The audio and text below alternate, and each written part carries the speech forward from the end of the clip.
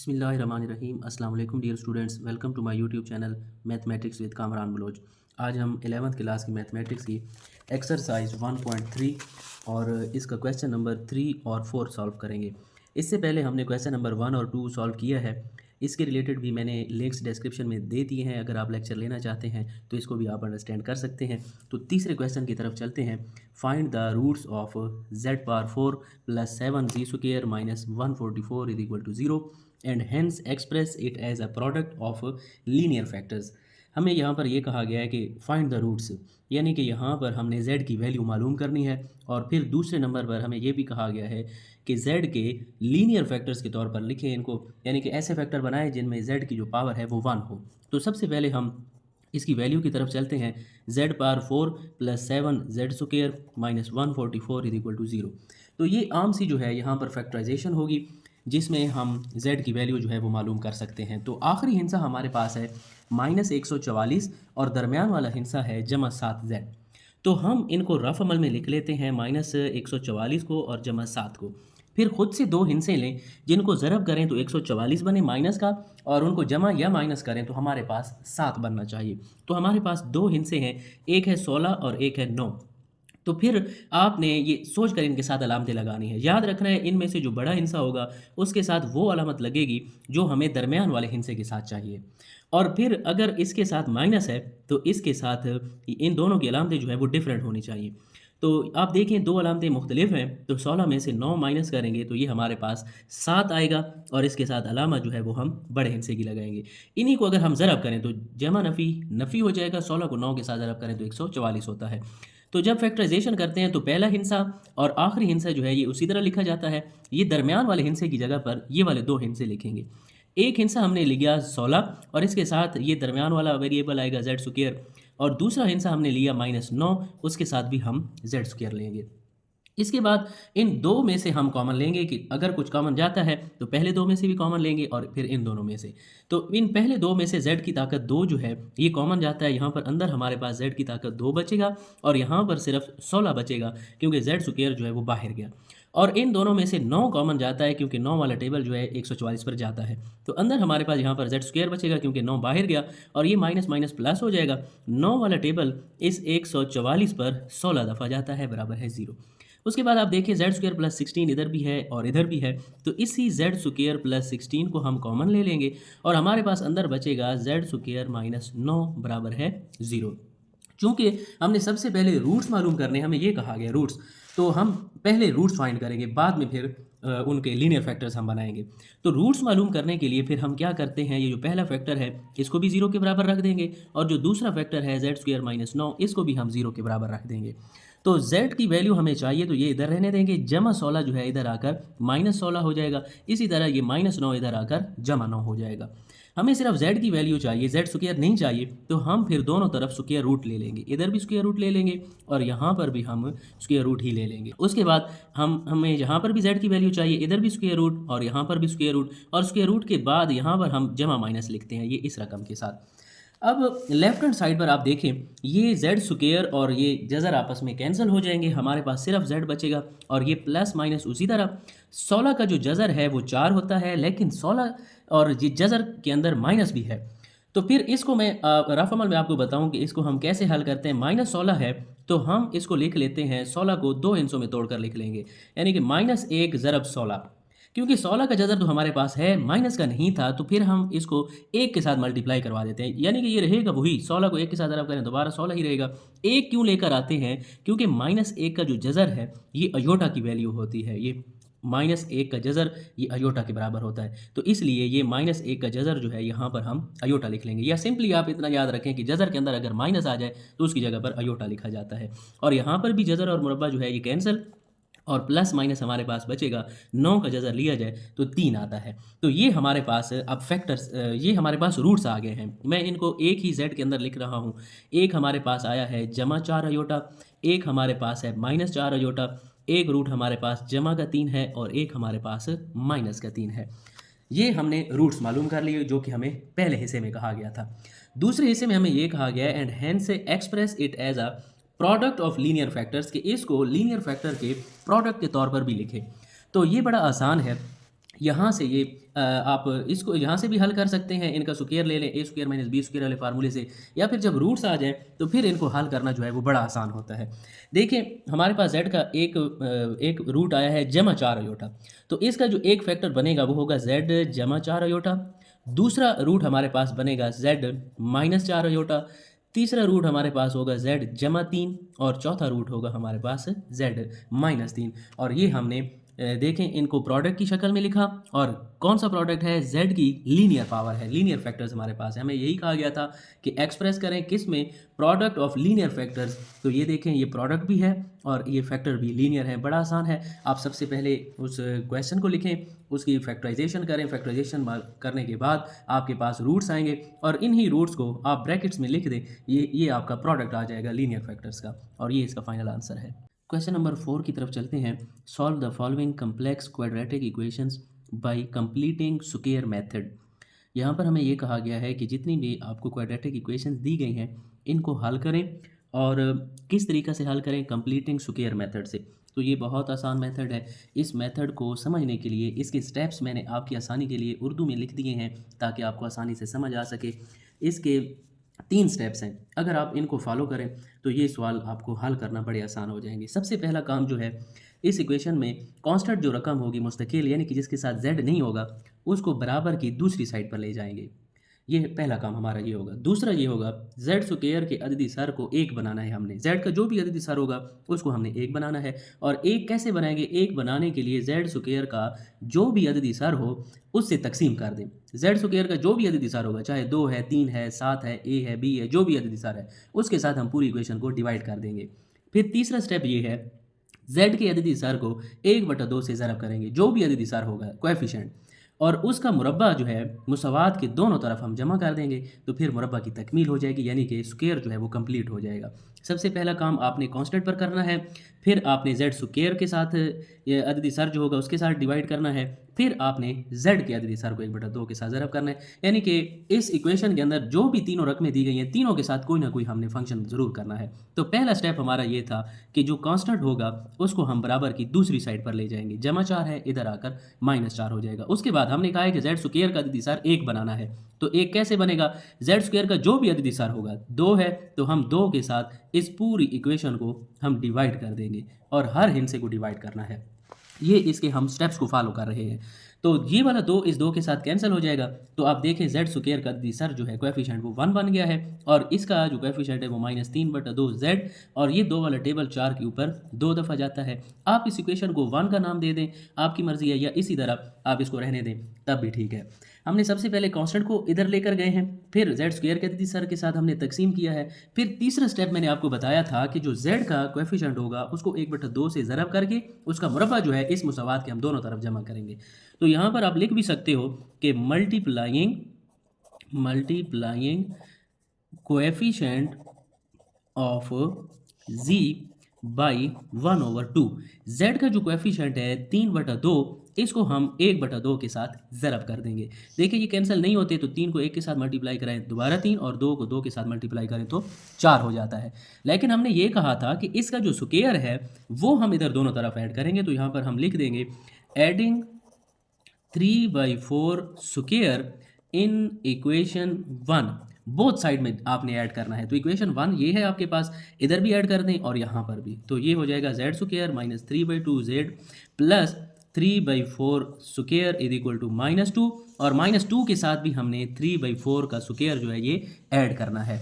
तो जैसे ही ऐड करेंगे, तो हमने कहा था कि इस साइड पर स्क्वायर जो है वो मुकम्मल हो जाएगा। हमने असल में स्क्वायर को कंप्लीट करवाना था, तो यहाँ पर स्क्वायर कंप्लीट होगा। कैसे होगा, यहाँ पर स्क्वायर के नीचे से पहला हिस्सा आएगा, यहाँ से स्क्वायर के नीचे से दूसरा हिस्सा आएगा, और इन दोनों के दरमियान में जो अलामत होगी वो दरमियान के हिस्से के साथ जो अलामत होगी। अगर इधर नफ़ी है तो हम नफ़ी लिखेंगे, अगर जमा होगा तो हम जमा लिखेंगे। और इस साइड को हम थोड़ा सा सॉल्व कर लेते हैं। 3 का स्क्वायर ओपन करें तो 9, 4 का स्क्वायर ओपन करें तो 16 हो जाएगा। और इस साइड को हम फिलहाल उसी तरह लिख देंगे ताकि इसको हम सॉल्व कर लें। जब भी हमारे पास फ्रैक्शन आ जाए यानी कि बटा वाली रकम हो और जमा हो तो फिर हम एलसीएम लेते हैं और एलसीएम बटा के नीचे वाला हिस्सा होता है। अब इसके नीचे बटा नहीं है तो एक है, एक वाला टेबल 16 पर 16 दफ़ा और जितने दफ़ा टेबल जाता है उसको हम ऊपर वाले हिस्से के साथ ज़रब करते हैं तो ये -32, फिर 16 वाला टेबल 16 पर एक दफ़ा और 9 एकम 9 होता है। अब 32 में से 9 को हम माइनस करें तो ये हमारे पास माइनस का 23 और बटा के नीचे 16 बचता है। अब ये वाली साइड जब मुख्तसर हो जाएगी तो असल में हमें z की वैल्यू चाहिए। तो आप देखें z के ऊपर स्क्वायर है तो इसको ख़त्म करने के लिए हमें दोनों तरफ जो है स्क्वायर रूट लेना पड़ेगा, इस साइड पर भी और इधर भी हमें स्क्वायर रूट लेना पड़ेगा। स्क्वायर रूट जैसे ही हम लेंगे तो ये स्क्वायर और स्क्वायर रूट आपस में कैंसिल हो जाएंगे, z -3/4 बराबर हो जाएगा प्लस माइनस और इसके साथ माइनस भी है, ये -23/16। तो अब देखें 23 का जज़र नहीं है, स्क्वायर नहीं है तो ये 23 के ऊपर जज़र हम उसी तरह लिख देंगे। बटा के नीचे 16 का जज़र 4 होता है तो हम 4 लिखेंगे, लेकिन माइनस भी इसके अंदर आ रहा है। तो मैंने आपको पहले भी बताया था कि अगर माइनस जज़र के अंदर आ जाए तो हम इसके साथ 1 लिख लेते हैं और -1 का जज़र जो है ये अयोटा के बराबर होता है तो यहाँ पर हम फिर अयोटा भी लिख लेंगे। हमें सिर्फ z की वैल्यू चाहिए तो z इधर बड़ा रहे, -3/4 इस साइड पर आएगा तो -3/4 हो जाएगा और दरमियान में प्लस माइनस उसी तरह ये 23 का जज़र बटा के नीचे 4 और अयोटा। अगर आप इसको मज़ीद मुख्तसर करना चाहते हैं यहाँ पर भी, यहाँ तक भी ठीक है, आप इतने तक जवाब लिख दें क्योंकि 2 बटे आ गए हैं, दरमियान में जमा नफ़ी है तो इनका जो है 4 होगा और इधर 3 जमा नफ़ी 23 का जज़र अयोटा और ये आपके पास z की वैल्यू है। दूसरे पार्ट की तरफ चलते हैं। z² - 6z + 30 = 0। तो इसके ऊपर भी हम कंप्लीटिंग स्क्वायर मेथड के स्टेप्स फॉलो करेंगे। सबसे पहले कांस्टेंट को आप बराबर की दूसरी साइड पर ले जाओगे, जमा 30 है इधर आकर -30। उसके बाद हमें z² का दीसार 1 बनाना होता है तो यहाँ पर ऑलरेडी 1 है तो फिर हम क्या करेंगे, इस इक्वेशन को 1 का नाम दे देंगे और फिर यहाँ पर हम लिखते हैं multiplying coefficient of z by 1/2 कि z का जो कोएफिशिएंट है 6 इसको हम 1/2 के साथ ज़रब करेंगे। 2 वाला टेबल 6 के ऊपर 3 दफ़ा जाता है तो 3 1 3, लेकिन 3 का स्क्वायर जो है उसको ऐड करना पड़ता है। हम यहाँ पर लिखेंगे adding 3 square on both sides of equation 1। Equation 1 में हम 3 का स्क्वायर ऐड कर देंगे तो ये हो जाएगा z² - 6z प्लस 3 का स्क्वायर = -30 प्लस 3 स्क्वायर। अब जैसे ही हम स्क्वायर ऐड करते हैं तो फिर स्क्वायर जो है वो कंप्लीट हो जाता है। इस साइड पर हमने करना भी यही था कि कंप्लीट करवाना है स्क्वायर। तो स्क्वायर के नीचे से ये पहली रकम, यहाँ से स्क्वायर के नीचे से दूसरा रुकन आएगा और इन दोनों के दरमियान में अलामत जो है वो 6 वाली आएगी, यानी कि दरमियान में हिस्सा जो भी होगा उसी की अलामत आएगी। तो आप यहाँ पर देखें 3 का स्क्वायर हमारे पास ओपन करें तो 9 होता है, तो 30 में से 9 को माइनस करें तो -21 बचा। हमें सिर्फ z की वैल्यू चाहिए तो हम दोनों तरफ जो है वो जज़र ले लेंगे। जैसे ही हम स्क्वायर रूट लेंगे तो ये स्क्वायर और स्क्वायर रूट आपस में कैंसिल हो जाता है, हमारे पास बचेगा z - 3 और प्लस माइनस लिख कर 21 का जज़र नहीं है तो इसके ऊपर हम 21 के जज़र लिख देंगे और माइनस अंदर आ जाए जज़र के तो उसकी जगह पर हम अयोटा लिखते हैं। हमें सिर्फ z की वैल्यू चाहिए, -3 को इधर लेकर आएंगे तो ये जमा 3 हो जाएगा और ये वाली रकम यहाँ पर ऑलरेडी पड़ी हुई है तो यही हमारे पास z की वैल्यू है। तीसरे पार्ट की तरफ चलते हैं। 3z² - 18z + 50 = 0। तो कंप्लीटिंग स्क्वायर के पहले स्टेप के मुताबिक हम कांस्टेंट को बराबर की दूसरी साइड पर ले जाएंगे, जमा 50 है इधर आकर -50। दूसरा स्टेप ये है कि z स्क्वायर का जो कोएफिशिएंट होगा दीसार उसके साथ हमने पूरी इक्वेशन को डिवाइड कर देना है बराबर के दोनों साइड पर, क्योंकि हमने z² का जो कोएफिशिएंट है वो 1 बनाना है। तो 3 के साथ ये कैंसिल और 3 वाला टेबल इस 18 पर 6 दफ़ा जाता है, हमारे पास बचेगा z² - 6z = -50/3 और इसके बाद फिर हम इसको इक्वेशन नंबर 1 का नाम दे देते हैं और फिर z का जो कोएफिशिएंट होता है उसको हम 1/2 के साथ ज़रब कर देते हैं। आपने बेशक ऊपर लिख देना है कि multiplying coefficient of z by 1/2। तो 2 वाला टेबल इस 6 के ऊपर 3 दफ़ा जाता है तो 3 1 3, 1/2 के साथ मल्टीप्लाई करवा के जो जवाब आता है उसका स्क्वायर हमें ऐड करना पड़ता है इक्वेशन 1 में। तो हम लिखेंगे एडिंग 3 स्क्वायर इन इक्वेशन 1 और बोथ साइड पर ये आपने ऐड करना है। तो यहाँ पर इक्वेशन 1 में z² - 6z, यहाँ पर भी 3 का स्क्वायर ऐड कर लेंगे और -50/3 के साथ भी हम 3 का स्क्वायर ऐड कर लेंगे और जैसे ही स्क्वायर हम ऐड करते हैं तो स्क्वायर जो है वो कंप्लीट हो जाता है। इस स्क्वायर के नीचे से हम हिस्सा लेकर आते हैं z और यहाँ से भी इस स्क्वायर के नीचे से हिस्सा लाते हैं 3 और इन दोनों के दरमियान में जो अलामत होती है वो दरमियान वाले हिस्से की होती है। उसके बाद यहाँ पर -50/3, 3 का स्क्वायर ओपन करें तो 9 हमारे पास आ जाता है। तो सबसे पहले हम राइट हैंड साइड को मुख्तसर कर लेते हैं, क्योंकि बटा आ गया है और जमा है तो 3 हमारे पास इज़ाफ़े अकल, ये -50 उसी तरह 9 के नीचे बटा नहीं है तो 1 है, 1 वाला टेबल 3 पर 3 दफ़ा, और 3 को हम 9 के साथ ज़रब करेंगे तो 9 3 27 हो जाएगा। 50 में से 27 को माइनस करें तो ये हमारे पास आता है -23/3, और इस साइड पर हमारे पास है z-3 का स्क्वायर। असल में हमें z की वैल्यू चाहिए, तो फिर हम लिख लेंगे taking square root on both side, हम दोनों तरफ जो है वो स्क्वायर रूट ले लेंगे इस तरह से। तो लेफ्ट हैंड साइड पर हमारे पास ये स्क्वायर रूट और स्क्वायर आपस में कैंसिल हो जाते हैं, हमारे पास बचेगा z-3 बराबर है प्लस माइनस, आप देखें 23 का जज़र भी नहीं है और 3 का भी नहीं है, तो हम इनके ऊपर जज़र को उसी तरह रखेंगे, 23/3 इन दोनों का जज़र, और माइनस अगर जज़र में आ जाए तो फिर वहाँ पर हम अयोटा लिख लेते हैं। हमें z की वैल्यू चाहिए, -3 इधर आकर -3 हो जाएगा, और ये वाली रकम ऑलरेडी यहाँ पर पड़ी है, और यही हमारा रिक्वायर्ड आंसर है। चौथे पार्ट की तरफ चलते हैं। z² + 4z + 13 = 0। तो कंप्लीटिंग स्क्वायर के पहले स्टेप के मुताबिक हम कांस्टेंट को बराबर की दूसरी साइड पर ले जाते हैं, -13 है इधर आकर -13।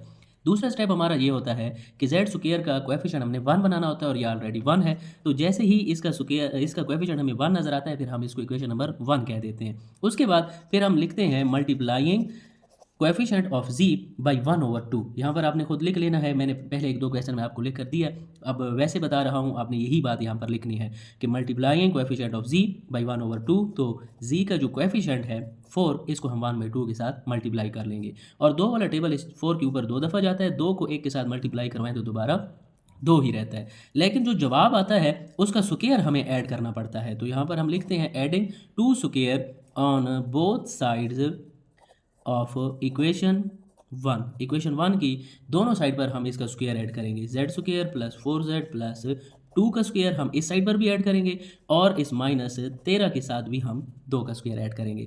तो जैसे ही हम स्क्वायर ऐड करते हैं तो हमारे पास स्क्वायर कंप्लीट हो जाता है। यहाँ पर स्क्वायर के नीचे से पहला हिस्सा, यहाँ से हमारे पास दूसरा हिस्सा, इन दोनों के दरमियान में जो अलामत है वो दरमियान वाले हिस्से की आती है, और इसको हम मुख्तसर कर लेंगे। 2 का स्क्वायर ओपन करें तो 4, और 13 में से 4 को माइनस करें तो हमारे पास -9 आएगा।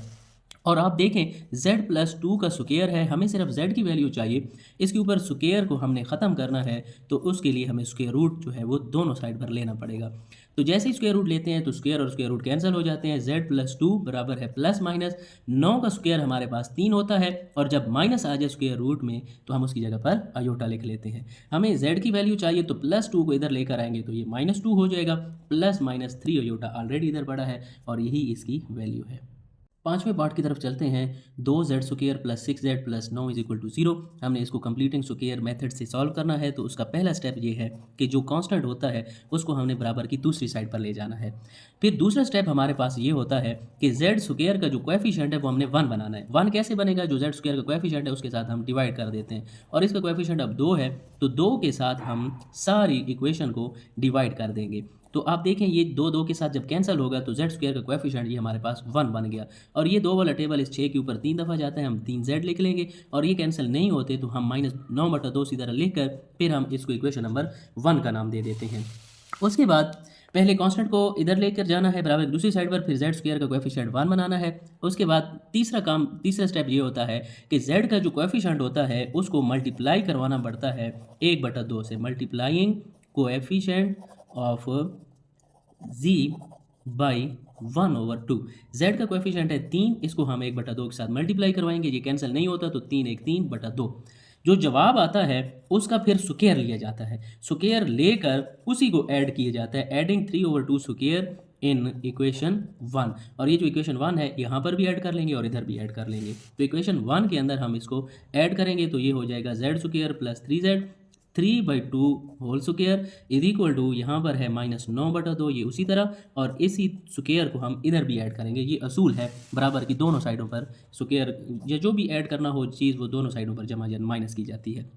तो जैसे ही हम इसका स्क्वायर ऐड करते हैं तो स्क्वायर कंप्लीट हो जाता है। कैसे कंप्लीट होता है, यहाँ से पहला रुकन, इधर से दूसरा रुकन, और इन दोनों के दरमियान में अलामत जो है वो दरमियान वाले हिस्से की होती है। अगर इधर जमा होता है हम जमा लिखते हैं, माइनस होता है हम माइनस लिखते हैं। और इस साइड को थोड़ा सा सॉल्व कर लेंगे।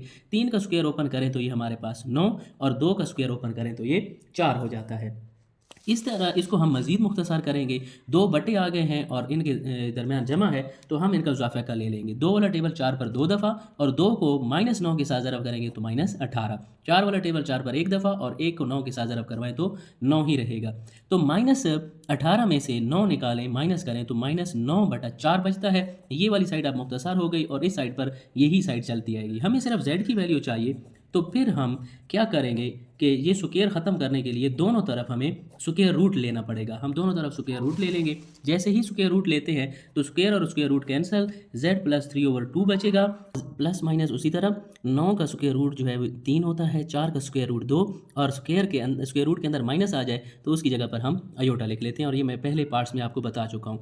हमें सिर्फ z की वैल्यू चाहिए तो z इधर रहने देते हैं। जमा 3/2 हम इस बराबर के साइड पर लेकर आएंगे तो -3/2 और ये ऑलरेडी यहाँ पर पड़ी हुई है रकम। आप इसको मज़ीद अगर एक स्टेप करना चाहते हैं तो कर लें। 2 हमारे पास बटे हैं, दरमियान में जमा माइनस है, तो बटा की नीचे वाली रकम हमारे पास ज़ाफ़ है, तो दोनों 2 हैं तो ये ऊपर वाली रकमें जो हैं ये उसी तरह ही रहेंगी, 3 आयोटा, और ये हमारे पास z की फ़ाइनल वैल्यू है। छठी जूज़ की तरफ चलते हैं और ये इस क्वेश्चन की आखिरी जूज़ है। 3z square - 5z + 7 = 0। Completing square में हमारे पास पहला स्टेप ये है कि जो कांस्टेंट रकम होती है उसको हम बराबर की दूसरी साइड पर ले जाते हैं। उसके बाद z स्क्वायर का जो कोएफिशिएंट होता है उसके साथ हमें डिवाइड करवाना पड़ता है, डिवाइडिंग बाई 3, क्योंकि अब इसका जो कोएफिशिएंट है वो 3 है, तो 3 के साथ हम बराबर की दोनों साइडों पर तकसीम करवा देंगे। तो 3 के साथ जैसे ही कैंसिल होगा तो आप देखें z स्क्वायर का जो कोएफिशिएंट है वो 1 बन जाएगा और ये -5/3 z -7/3 ये भी कैंसिल नहीं होते उसी तरह। और जैसे ही z स्क्वायर का कोएफिशिएंट 1 बनता है तो फिर हम इस इक्वेशन को 1 का नाम दे देते हैं।